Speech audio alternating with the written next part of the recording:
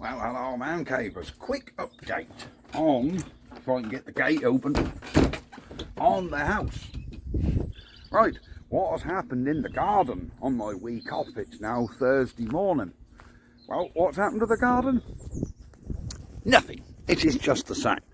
I will explain why.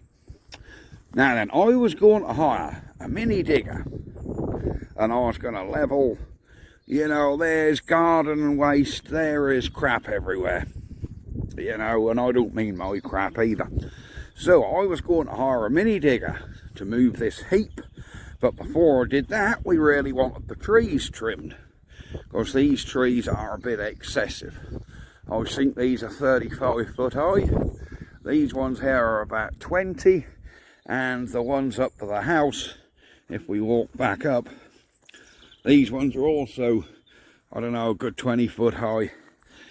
So yeah, someone has had a little lash in here before we got it. I think there's looked like there used to be a base of an outbuilding or a shed there, or even a raised board or something used to be here. In fact, there's, yeah, it's bits of, yeah, rotten chipboard there. I reckon there used to be a shed there. But you can see someone's been in there and hacked this back a bit. Not us. But yeah, anyhow, cut a long story short, the day after we moved in, coming up the track down the back, there was some, what do you call them? Not groundsmen, tree people had done some trees over the far house. And as they drove past, they was like, hey, getting on? I said, all right. I said, you want them trees trimming? I said, we could do with it. So, yeah, they sort of came in and looked round and they said they'll take the whole lot down to whatever height we want. I think we're not going to take them right out and kill them. We're going to take them down to about 6, 7, 8 feet, something like that. So these will all be trimmed off at sort of 8 feet. So they're going to fell all these, trim all these, shape this bush here. Sorry about the sun, that's rather bright this morning. But we've got a big bush here that wants trimming. We've got the conifers end here. And then we've got all these in here, which are just wildly overgrown. That looked like a big old laurel bush on the end there. The holly tree. This whole lot is just well overgrown. All man cave stuff, what was on a heap down the bottom, I've now moved that up for the house and covered it up. The workshop is going to be delivered on St. Valentine's Day, the 14th, so that's ordered. And yes, yeah, these are all going to be trimmed up, so he's going to come in here, sort the whole garden out, and he's starting that tomorrow, which is Friday. And he said it's going to take him and another guy 4 days to do. And they're going to work Saturday and Sunday as well, so by Monday, by close of business Monday, this should look radically different with everything trimmed and shaped. He's going to shape all these trees as well, the bushes, get everything looking nice and dig this horrible bamboo out. Well, I looked at hiring a mini digger to get rid of this heap, because this is where our workshop needs to go. And it seems, on top of your rental fee, the companies require you to have plant insurance. And to be honest with you, that was going to work out very expensive, because the cheapest I could find plant insurance was about 600 quid. And then you got your rental fee on top. And I don't know what a mini digger's going to cost for a week, 400, 500 quid I suppose. I thought that's, you know, £1,000, £1,200 just to get rid of this heap. So I thought I'll find alternative, you know, ways of doing this, because I'm not made of money and we have bills to pay. We've just moved house, you know, that's expensive to get rid of this. Anyhow, when I advertised on Facebook, anyone got a mini digger I could borrow, a guy rang me, a groundsman. He's got his own machine, he wouldn't lend it to me, but he come out here and he had a look. And he rubbed his old chin. And I was like, all right. And he said, are you paying cash? I said, I can do. And he said, I'll move this heap and level the whole garden out. So he's going to move all this level, because this garden's quite uneven. There's dips there. There's a whole pile there, an old burn pile. there's a dip there. All the way along this fence line where there used to be a fence, there's a hell of a dip in there. I don't know whether you can see that on camera. But we've got a dip here which is about a foot deep. Anyhow, either way, see there's a big dip here. I'm now walking down it. And if you look, there's another dip in there. This whole bit here, which used to be someone's pet cemetery by the look of it. That looked like there's little graves there with pets, and yeah, that looked like there used to be, looked like this is someone's pet cemetery. So we've got to take these stones out, because this is about a foot lower again, this piece. So basically he's going to take that heap, spread it over the whole garden, dump it in here. There's another massive dip this side, dump it in there, under these bushes. He's basically going to level the entire garden out, cheaper than I could get the insurance. I kid you not. He's going to do the whole lot for £500. And he said that'll take him and his boy 2 days. I thought very reasonable, are the people you want to deal with, you know. So he's going to come in here with his digger, clear all this out, and he's going to scrape me a shed base a few inches deep so I can put some hardcore in. So the workshop I have ordered is a 20 by 10, which is about the size of this blue one not next door got. I think that's a 20 by 10. So yeah, I've got a 20 by 10 going in there, and I'm going to have it similar to this guy where he's got the lean-to behind his shed, look, just a roof. Now I thought that's brilliant, because that's a nice little outdoor work area tucked right in the back there for when there's nice weather in the sun. You know, when that's middle of summer and you don't really want to be in a hot shed, I can do a bit of outdoor work there. So yes, we will have a 20 by 10 shed in here, and I'm going to leave about 20 feet behind it. So the shed will probably come out to this post, I think I worked out. My shed's going to come to this post. Still leaves us all of that. So that's not like we're going to be tucked up with space. So I can put my 20 by 10 in here. I'm going to leave a sort of 8-9 foot gap this side of the shed, so I can get a vehicle up the back there if I need to. Camper van is going to live along that fence, so that'll be tucked there out the way. So we'll have a 10-foot gap up here, so the shed will sort of sit here, which will be good. And then behind that, so I'm having a sort of lean-to all the way along the back up to the gate post. We'll have like a sort of roof with 2 sides and a back in it, probably open fronted, and I can store the stationary engines in there what are rally ready, and then either put doors on them or even hang tarpaulins down. Do you know what I mean? Keep the weather out. So that's our plan. And then somewhere here I'm going to have like a little helipad. This is going to make you laugh. I appreciate there is another 2, 4, there are 6 houses in this little arch, and I appreciate not all of them are going to like the sound of stationary engines. I have thought of that.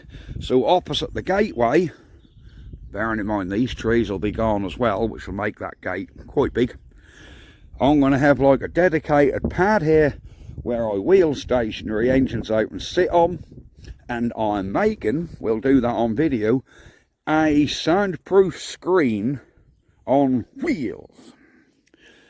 Now I got this mad-fangled idea because I started an engine up down the Old Man Cave HQ once, and I had it behind the camper van. And I had the engine running, and when I walked around the other side of the camper van, I could hardly hear the engine. And I thought, so I don't annoy these lovely people, although I have spoke to them. I spoke to them before we bought the house and explained what I was going to do here. They were all fine with it. Whoa, don't worry about that. But it is so quiet and so tranquil here, I do feel a little bit guilty about running stationary engines. So we'll have a little pad here, probably just an area where I sit, and I'll have like a 6-foot screen on 4 wheels, which will probably be a bit of plywood with some insulation glued to it, and then I can wheel that behind the engine, and then the houses, it'll definitely take a lot of the sound away, and it'll be reflected out of the gate and across the fields for everyone over here to enjoy, which is nobody, because as you can see, we're not going to annoy anybody here. Well, someone's done the track, look. Look at that. Somebody has been down here and scraped the track to level him out, look. Well, ain't that good? Yeah, right down at the bottom. But yes, you've seen this view before. Absolutely beautiful, isn't it? Absolutely beautiful here. So yes, that's our plan. We are going to be having the groundwork done, so in 2 weeks you'll barely recognise this garden. I know when it's levelled out we're going to lose a lot of the grass, but it'll come back again. It's only grass seed, guys. It'll come back. So yes, anyhow, I mustn't garp about too long here, because we've now got the BT Openreach engineer coming out to sort our broadband out. Because we moved in here the Friday, the broadband came on about, oh I don't know, midday I think.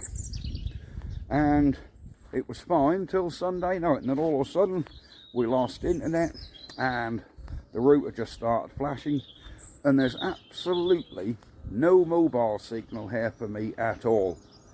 Kevin Bacon was spinning me a yarn when he said about EE, the best coverage.